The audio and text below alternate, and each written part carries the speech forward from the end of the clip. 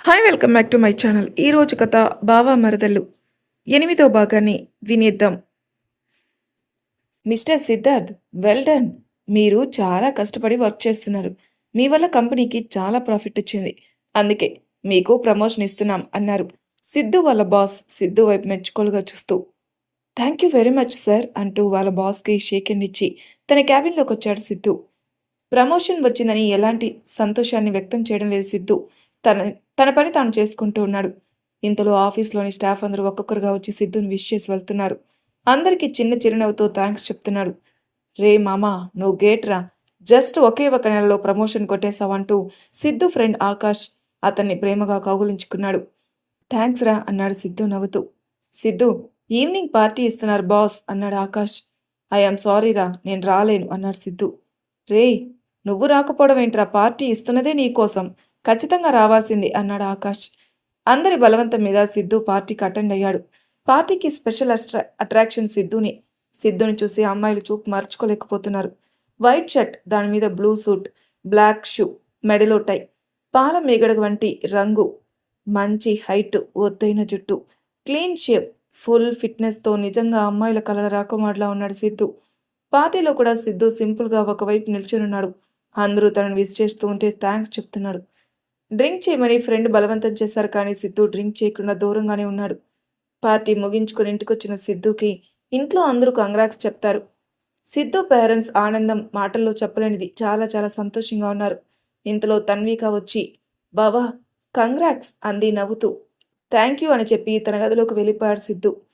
ఏవండి, సిద్ధు నిజంగా చాలా మారిపోయాడు కదా అన్నారు సిద్ధు వాళ్ళ అమ్మ నవ్వుతూ. అవును, చాలా సంతోషంగా ఉంది అన్నారు సిద్ధు వాళ్ళ నాన్న. ఇక తన్వికకి సిద్ధుకి పెళ్లి చేసేస్తే ఇద్దరు సంతోషంగా ఉంటారు అన్నారు సిద్ధు వాళ్ళమ్మ తన్విక వైపు చూసి. ఆ మాట విని తన్విక బుగ్గలు సిగ్గుతో ఏర్పడ్డాయి. అబ్బో, ఇదంతా సిగ్గే అన్నారు సిద్ధు వాళ్ళమ్మ తన్విక వైపు చూసి ముచ్చటగా నవ్వుతూ. నేను రేపు సిద్ధుతో మాట్లాడి నిశ్చితార్థం ఏర్పాట్లు చేస్తానన్నారు గిరిధర్ గారు. అలాగే అండి అంటూ సంతోషం వ్యక్తం చేశారు సిద్ధు వాళ్ళమ్మ.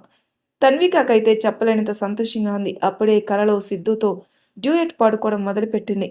నెక్స్ట్ డే మార్నింగ్ అందరూ బ్రేక్ఫాస్ట్ చేస్తుండగా మెల్లగా పెళ్లి విషయం కదిపారు గిరిధర్ గారు. బాబు సిద్ధు, వచ్చే వారం మంచి ముహూర్తం ఉంది అన్నారు పంతులు గారు. నువ్వు సరే అంటే అని ఆగిపోయారు. ముహూర్తమా? దేనికి నాన్నా అన్నాడు సిద్ధు బ్రేక్ఫాస్ట్ తింటూ. నువ్వు చెప్పు అంటూ భార్యకి సైగ చేశారు గిరిధర్ గారు. తన్విక పక్క గదిలో తలుపు చాటుగా నిలబడి వీళ్ళ మాటలు వింటూ సిగ్గుపడుతూ ఉంది. అదే బాబు, నీకు తన్వికకి నిశ్చితార్థం ఏర్పాటు చేయడానికి అన్నారు చిన్నగా సిద్ధు వాళ్ళమ్మ. వాట్ అంటూ గట్టిగా అరిచాడు సిద్ధు. అవునరా, మీ ఇద్దరికి పెళ్లి చేసేస్తే మా బాధ్యత తీరిపోతుంది అన్నారు గిరిధర్ గారు. ఏంటి నాన్న మీరు మాట్లాడుతుంది? నేను తన్వికని పెళ్లి చేసుకోవడం ఏంటి? నెవర్ అన్నాడు సిద్ధు. అదేంట్రా అలా అంటావు? మీ చిన్నప్పటి నుండి మీ ఇద్దరికి పెళ్లి చేయాలనుకుంటున్నాం కదా అన్నారు సిద్ధు వాళ్ళమ్మ. అమ్మ, మీరనుకుంటే సరిపోతుందా? నా ఇష్టాలతో మీకు పని లేదా?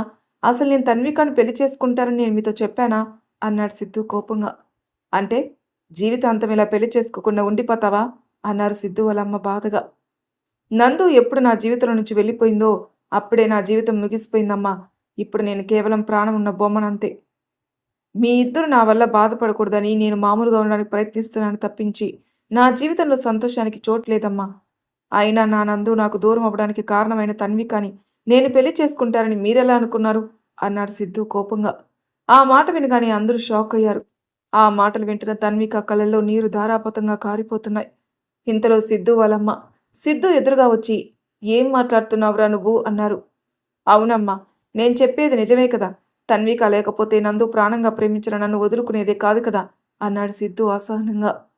సిద్ధు, ఇంకో మాట మాట్లాడావంటే ఏం చేస్తానో నాకే తెలీదు.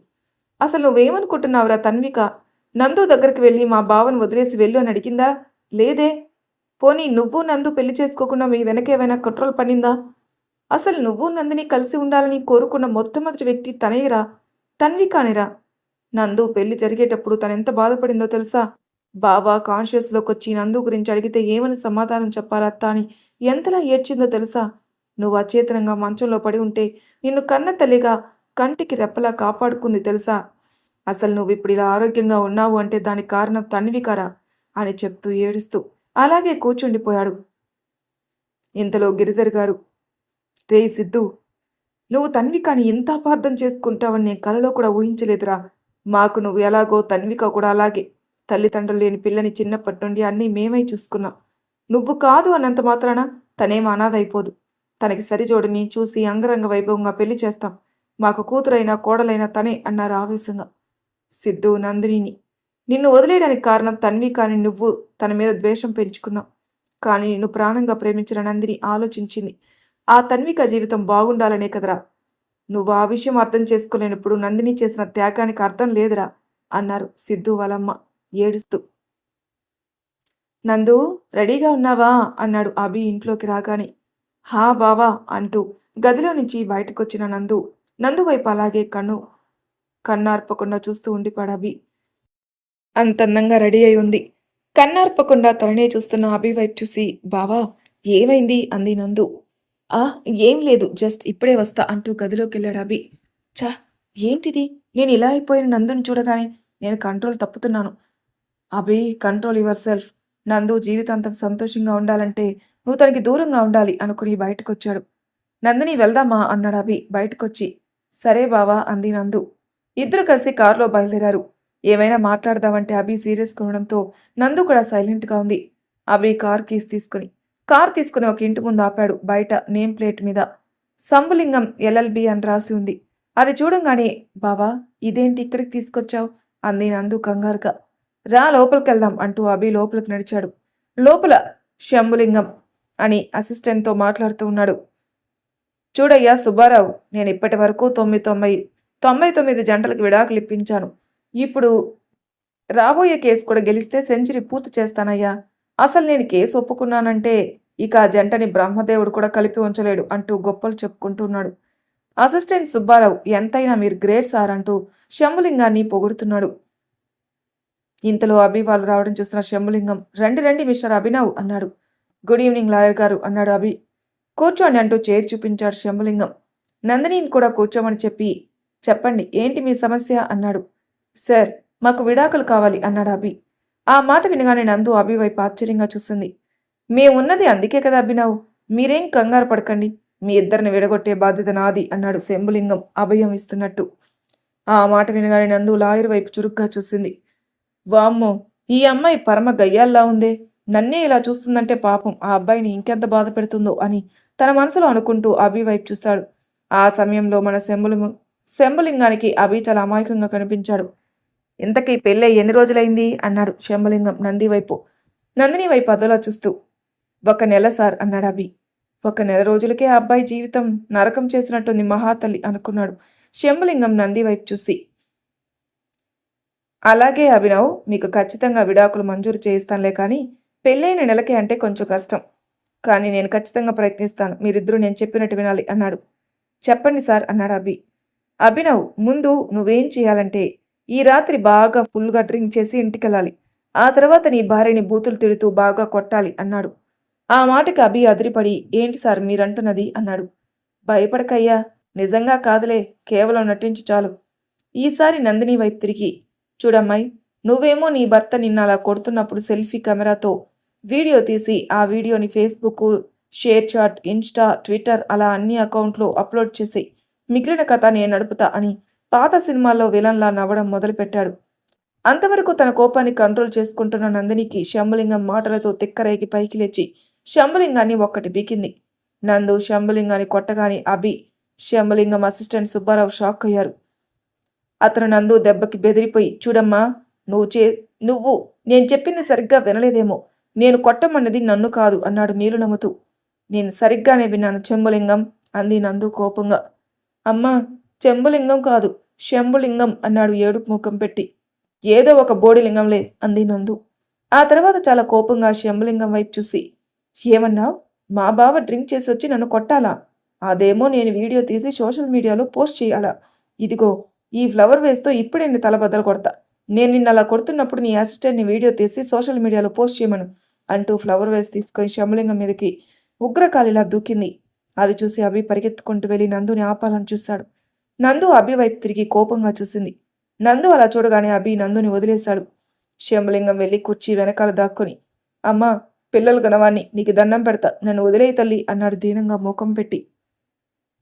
ఇదిగో చొంబలింగం, ఇక మీదట నువ్వు ఏ జంటకైనా విడాకులు ఇప్పించి పచ్చని సంసారాల్లో నిప్పులు పోయాలని చూసావనుకో, నిజంగానే నీ తల బదల కొట్టి సోషల్ మీడియాలో అప్లోడ్ చేస్తా అంది నందు చాలా కోపంగా వార్నింగ్ ఇస్తున్నట్టు.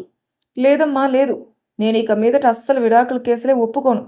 అసలు నా లాయర్ వృత్తినే వదిలేసి వేరే ఉద్యోగం చూసుకుంటా. నన్ను వదిలే తల్లి అన్నాడు శంభలింగం ఏడుపు ముఖం పెట్టి. శంభలింగం అలా అనగానే శాంతించిన నందు ఫ్లవర్ వేస్ కింద పడేసి కోపంగా బయటకెళ్ళిపోయింది. నందు వెనకలే అభి కూడా వెళ్ళాడు. నందు వెళ్ళగానే బతుకు జీవుడు అనుకుంటూ లేచి కుర్చీలో కూర్చున్నాడు శంభలింగం. ఇంతలో అసిస్టెంట్ సుబ్బు వచ్చి, సార్ మరి మీ 100ో కేసో అన్నాడు నీళ్లు నములుతూ. నోరు ముయిరా వెధవా, చూసావుగా అమ్మాయి ఏమందో, నేను 100ో కేసు ఒప్పుకుంటే నాకు 100 ఏళ్ల ఆయుష్ తీరిపోయినట్టే అన్నాడు ఏడుస్తూ. పైకి శంభలింగాన్ని చూసి బాధపడుతున్నట్టు నటించినప్పటికీ లోపల మాత్రం తిక్క కుదిరింది అంటూ సంబరపడాడు సుబ్బారావు. నందిని కోపంగా వెళ్ళడం చూసిన అభి కూడా నందిని వెనకే వెళ్ళాడు. నందిని కోపంగా వెళ్ళి కారులోకి వచ్చింది. నందిని అంత కోపంగా ఉండడం ఇదే మొదటిసారి కావడంతో అభి కాస్త కంగారు పడ్డాడు. అభి కారు ఎక్కకుండా అలాగే నిలబడి ఉండడంతో నందు అభి వైపు చురుగ్గా చూసింది. నందు చూసిన చూపుకి కాస్త బెదిరినట్టు పరుగున వెళ్లి కారులో కూర్చుని కార్ స్టార్ట్ చేశాడు అభి. దారిలో ఇద్దరు ఏం మాట్లాడుకోలేదు. ఇంటికి వెళ్ళంగానే నందు కోపంగా కారు దిగి చకచకా ఇంట్లోకి వెళ్ళిపోయింది.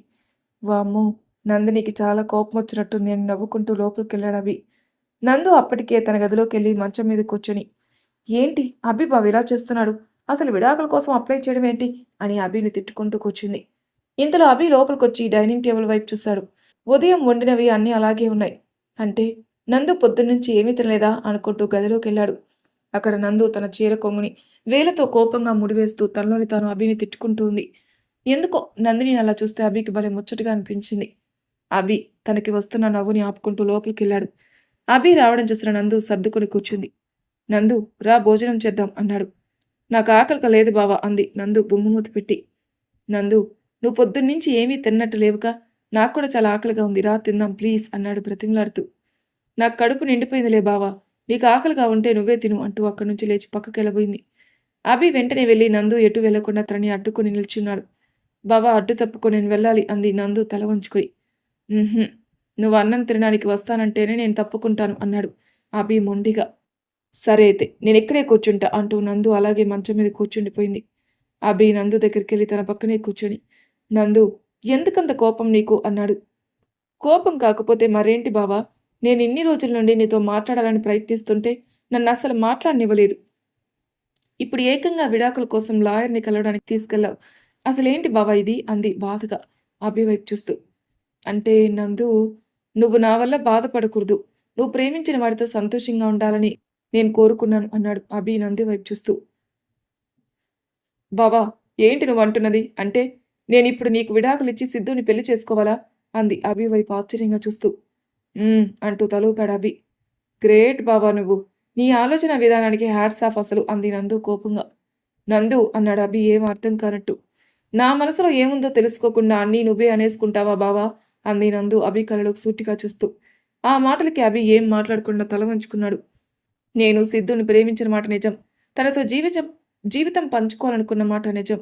కానీ ఎప్పుడైతే నాకు తన్విక గురించి తెలిసిందో అప్పుడే నేను సిద్ధుని ప్రేమించి ఎంత తప్పు చేశానో అర్థం చేసుకున్నాను బావా. నేను సిద్ధుని పెళ్లి చేసుకుంటే కేవలం నేను మాత్రమే సంతోషంగా ఉండగలను, కానీ నా వల్ల ఎంతమంది బాధపడతారో అని ఆలోచించాను.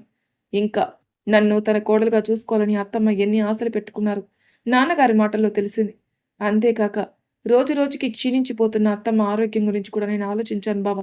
అలానే నేనేదో త్యాగమూర్తినని నేను అనడం లేదు. మనం కోరుకున్న వ్యక్తితో జీవితం పంచుకోవాలనుకోవడం సహజమే, సమంజసమే. కానీ మనం తీసుకునే ఆ నిర్ణయం ఎంతమందిని బాధ పెడుతుందనే విషయం కూడా మనం ఆలోచించగలగాలి బావా. అంతేకాదు, కొన్నిసార్లు మనం ప్రేమించిన వ్యక్తులు అనుకోని పరిస్థితుల వల్ల మనకి దూరం అవ్వచ్చు. అంత మాత్రాన జీవితం అక్కడితో ముగిసిపోయినట్టేనా? గుర్తించుకోవాల్సిన విషయం ఏంటంటే, మనం ప్రేమించిన వ్యక్తులు మనకి మాత్రమే సొంతం కావాలనుకోవడం కంటే ఎక్కడున్నా సరే సంతోషంగా ఉండాలని కోరుకోవాలి. అప్పుడే అది నిజమైన ప్రేమ అవుతుంది బావా. పరిస్థితులకి తలొగ్గి కొన్నిసార్లు మన ప్రేమను మనమే నిర్దాక్షిణ్యంగా తుంచేయాల్సి ఉంటుంది, తప్పదు. నేను కూడా అలాగే ఆలోచించాను, అందుకే సిద్ధుని వదులుకోవాలనుకున్నాను.